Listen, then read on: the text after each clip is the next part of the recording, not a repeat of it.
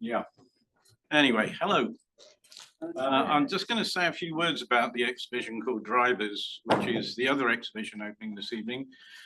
And then I'm going to take you through the catalogue that we put together, reading extracts written by the exhibitors. So that those of you who are on Zoom and folk here at BCS Moorgate get an idea of what is being exhibited. You'll then get an opportunity to ask questions of the exhibitors afterwards.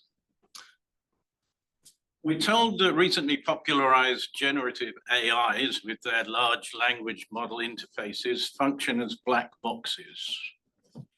We cannot tell how exactly they may respond to our prompts. Let's get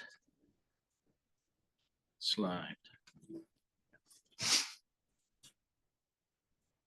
A while ago, I suggested to the Computer Arts Society Committee that we show some of our own work. I've realized that we're used to this whole idea of not knowing what the black box, how it will respond, the AI, because that's how human society works. We give small groups of people or large groups of people prompts, and we don't know how they're going to respond. So we're very used to the situation. When I suggested to Computer Arts Society Committee that we show some of our own work, I was, without realizing it, giving that small group of similarly minded people black box a prompt. It was hard to predict what this black box would come up with, and I was very pleased to find that it didn't come up with a hallucination. At least I don't think so. In fact, the authenticity of the result was confirmed by the way that, to my surprise, most chose to make new work specifically for the show, rather than just simply using work that was already there, which prompted me to do the same. The show's entitled Drivers, alluding to the computing term for software that acts as an interface within the system, as the committee members endeavour to do. We may not be able to see into this black box of the committee members, but we can speculate about its machinations from its creations. This exhibition is intended to provide insights into the CAS committee black box. Okay, I'm going to go through showing you examples by the exhibitors, and I'm taking their words from the catalogue so that you're getting what they say about their work.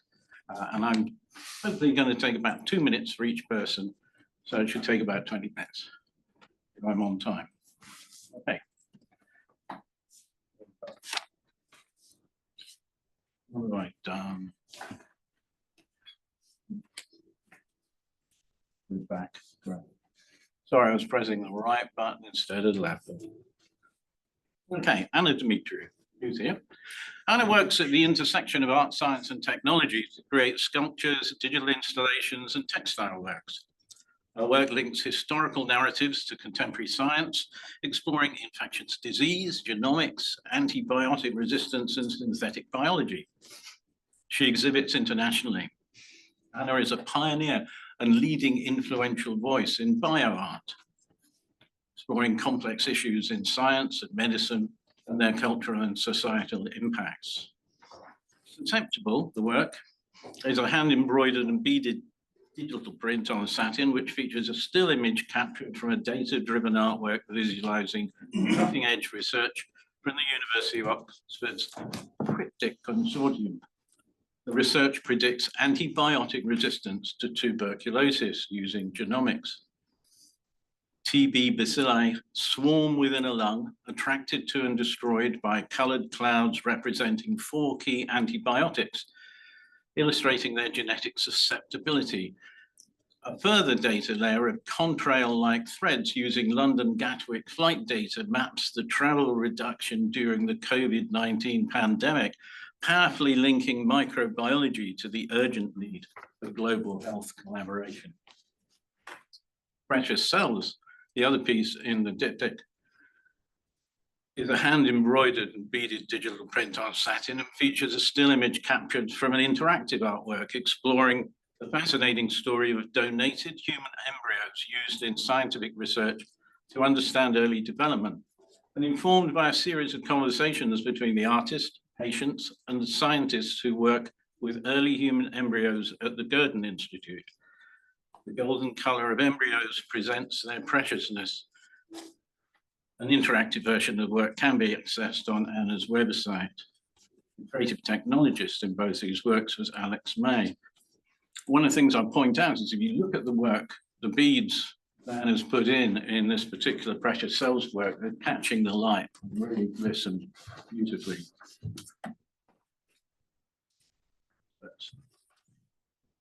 Catherine Mason. Catherine's an independent researcher and writer with over 35 years experience in the art world. Since 2002, her focus has been on recovering the history of computer art. Her first book, A Computer in the Art Room, The Origins of British Computer Art's 1950 to 1980, uncovered and recorded 60 British artists, many of whom had never had their story in print before. It was the first published comprehensive account of the history of media arts in Britain. Catherine's exhibit is a poster, and it's over in the room here, based on her recent book, Creative Simulations, George Mallon and the Early Computer Art Society. George Mallon, a pioneer of cybernetic systems and cultural computing applications since 1962, was one of the founders of CAS, along with Alan Sutcliffe and John Lansdowne in 1968.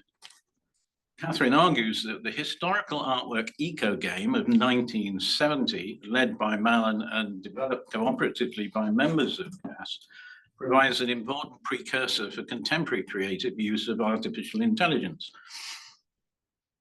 about using AI in a responsible way, one that is human-centered and socially relevant. Catherine brings a historical focus to the CAS committee. She believes that the canon of art history has neglected computer art for too long, and that work not codified tends to get written out of cultural history. Computer artists expanded the idea of what art was or could be. They adopted digital technology and explored innovative artistic uses for it. They laid the foundations of what was to come. Catherine's aim is to use history to generate new meanings and insights for contemporary audiences as society continues to navigate challenging questions concerning creativity and technology.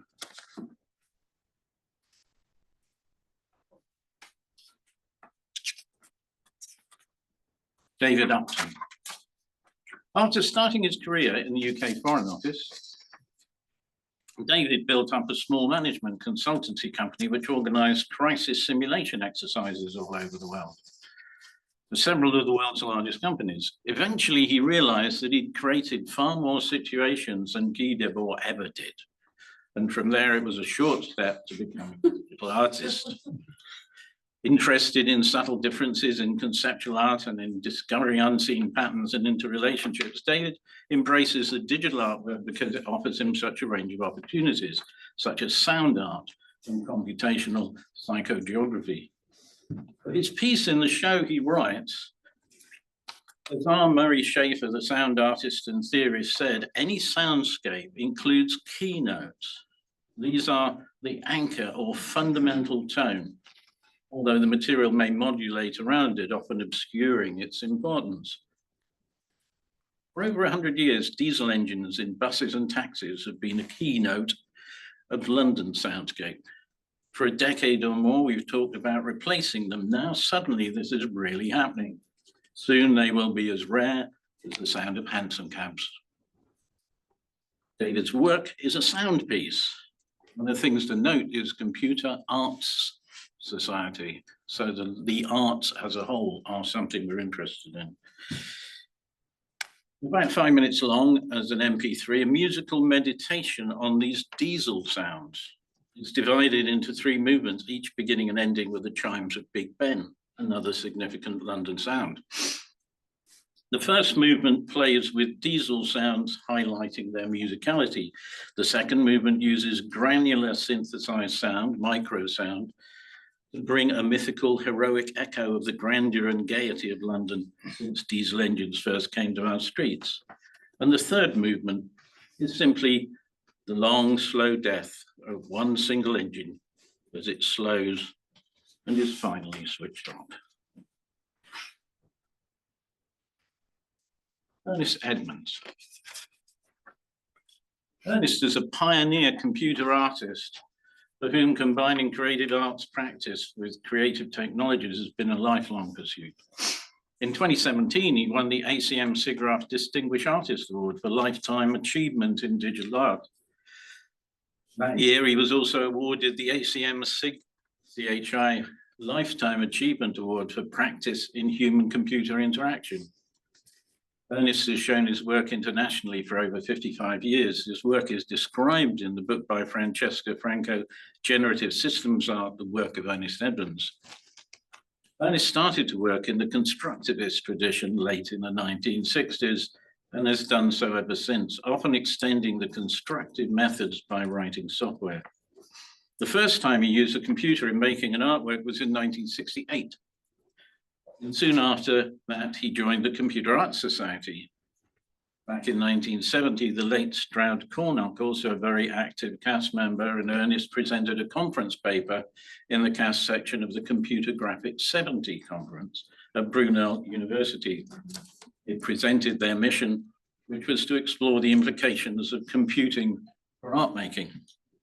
They identified two primary foci: the exploitation of the potential for interactive art and the need to concentrate on using the technology to amplify rather than replace the artist.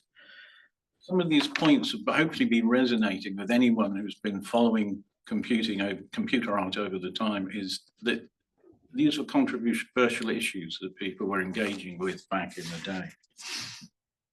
All of Ernest's work includes determining some kind of underlying structure that constrains his choices. That structure can be mathematical, logical, or just some collection of rules. In earlier times, it might well have been perspective, but today it's often algorithmic or geometric logic. In his work, these structures have been used to shape geometry, color, changes over time, and interactive behavior.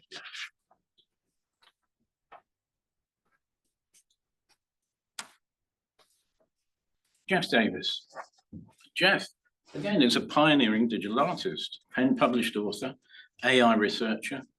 In 1984, he founded the MicroArts Group, releasing generative programs, including via data cassettes and Presto teletext, expanding access to computer art.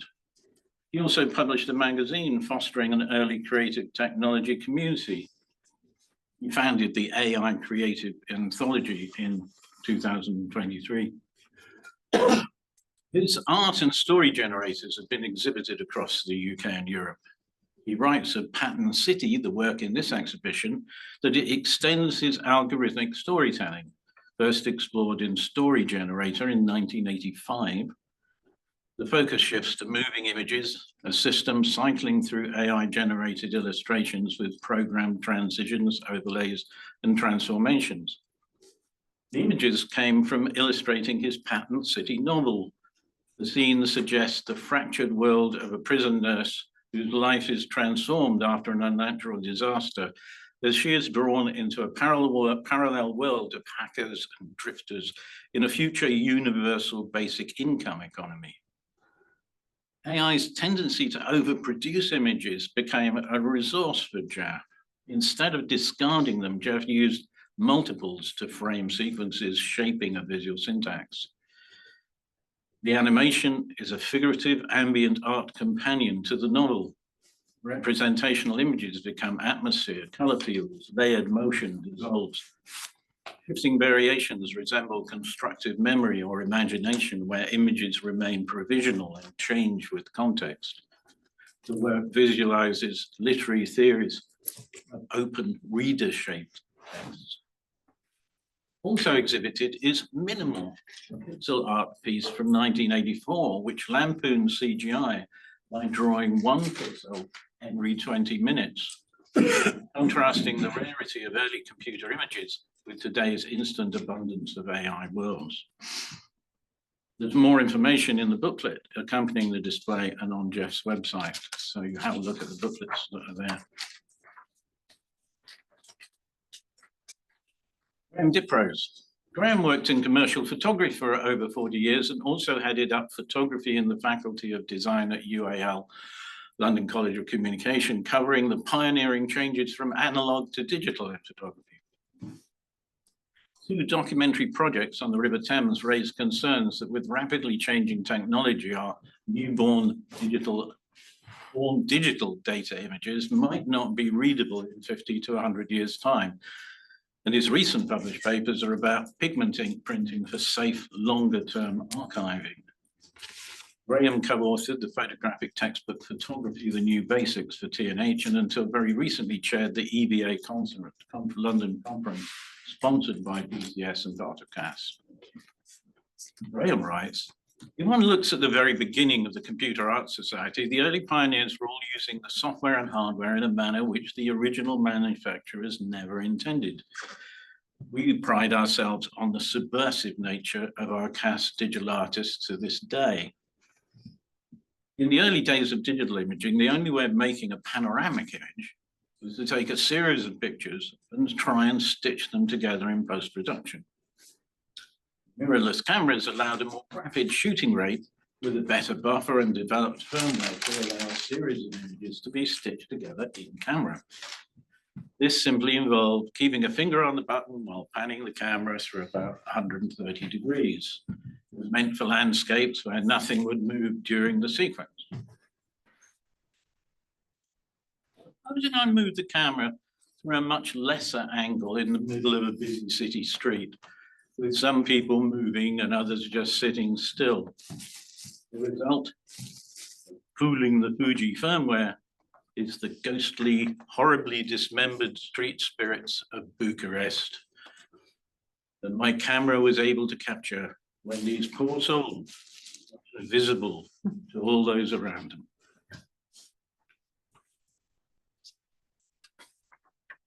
Paul Brown. Paul is an Anglo-Australian artist and writer who specialized in art and science and technology since the late 1960s and computational and generative arts since the early 1970s. His early work included large-scale lighting works for musicians and performance groups. He's since established an international exhibition record and has created both permanent and temporary public artworks. From 2008 to 10, he was chair of the Computer Arts Society. In 2023, he received the ACM SIGGRAPH Distinguished Artist Award for Lifetime Achievement in Digital Art. During his 60-year career as an artist, his principal concern has been the systematic exploration of surface, and since 1974, his main creative tool has been the computational and generative process. Paul has established an international reputation in this field of work and is recognized as one of the pioneers of artificial life and AI art. Paul's work is based on a field of computer science called cellular automata, which are a part of the origins of A-life and generative AI. Simple computational agents that can propagate themselves over time and produce emergent behavior. He writes computer code which makes colonies of agents, and they work together to create the artwork on his behalf. Paul has been investigating this relationship to tiling and symmetry systems since the 1960s, and over the past 6 decades, he has applied this process to time-based artworks, prints on paper, and large-scale public art. Rather than being constructed or designed, his works emerge. Paul looks forward to a future where AI agencies, like the ones he creates, will autonomously make artworks without human intervention. The creation of this kind of system remains an ongoing obsession.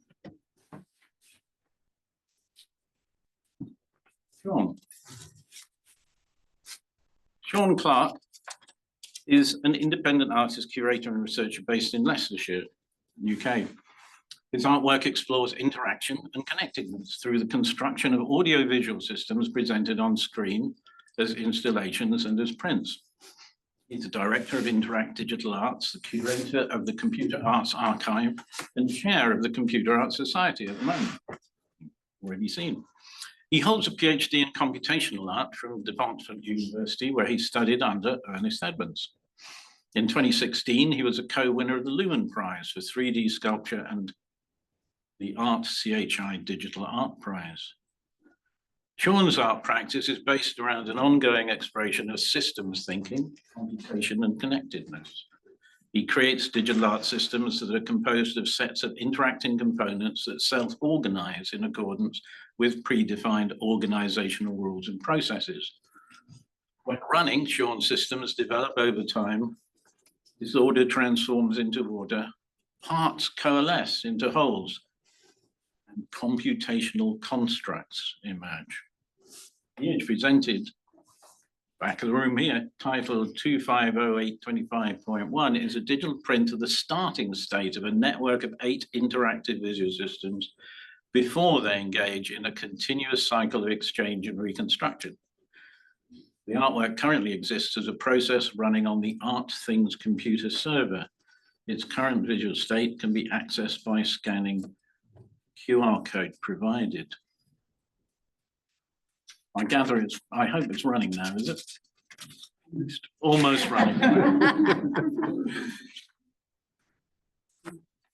Do go with that. Currently, there's an exhibition in Leicester of Sue's work. Yeah. And it was here, it was a previous exhibition here. And I asked, can we keep one of the works which is on the wall in the atrium? Sue's enjoyed a 60-year career as an influential expert in the world of digital arts, taking on the roles of an artist, curator, administrator, researcher, and academic, including most notably at the University of Brighton, where she instigated one of the first Master of Arts postgraduate programs in digital media art.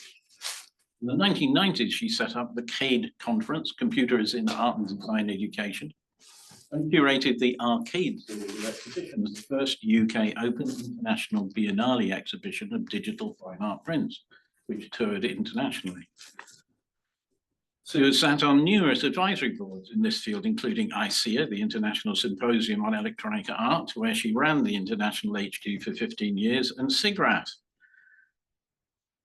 the Special Interest Group on Computer Graphics and Interactive Techniques, part of the ACM, the Association for Computing Machinery in the United States, including chairing the art show in 2004. In 2006, she was awarded an International Digital Media Arts Award for her exceptional services to the international new media community. Sue studied painting in the mid-1960s and initially started making prints as a research base for rehearsing color combinations in paintings. She found that she liked the idea of screen print because it was so flat that it was impossible to notice layers. It is, she writes, without expression. Before Sue was able to access computers, she worked systematically according to a set of rules, but on paper with numbers, plotting the coordinates, and then she screen printed. Sue writes, creating images with software is akin to traditional printmaking, as they are both constructed of layers. Nearly over.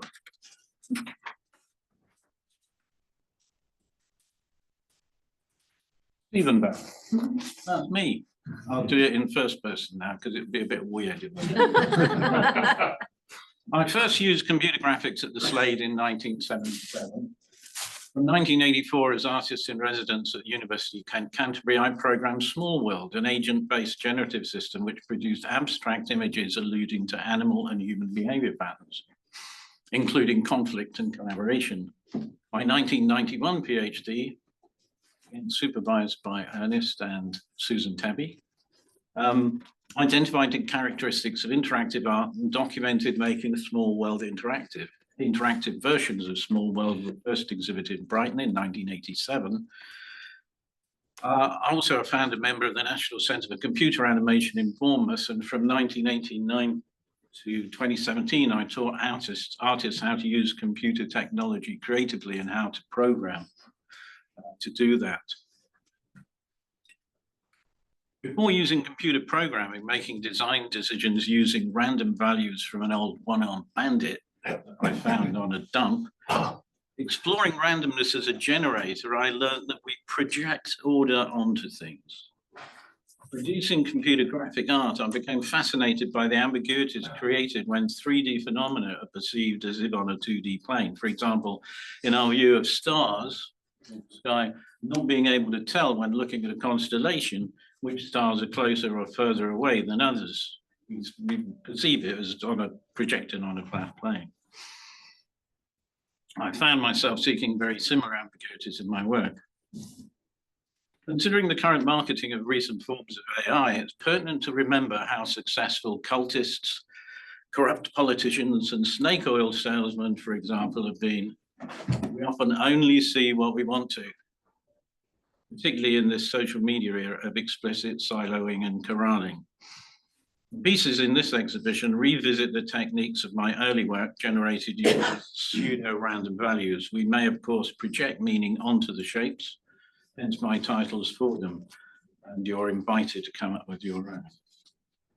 That's an overview of all of them. How are we doing for time? A little bit more? A little bit more. I just want to show you, because there are some videos in the exhibition by Ernest, Paul Brown, and me, and I just want to give you, certainly for people online, I want to give you an idea of what they might be like.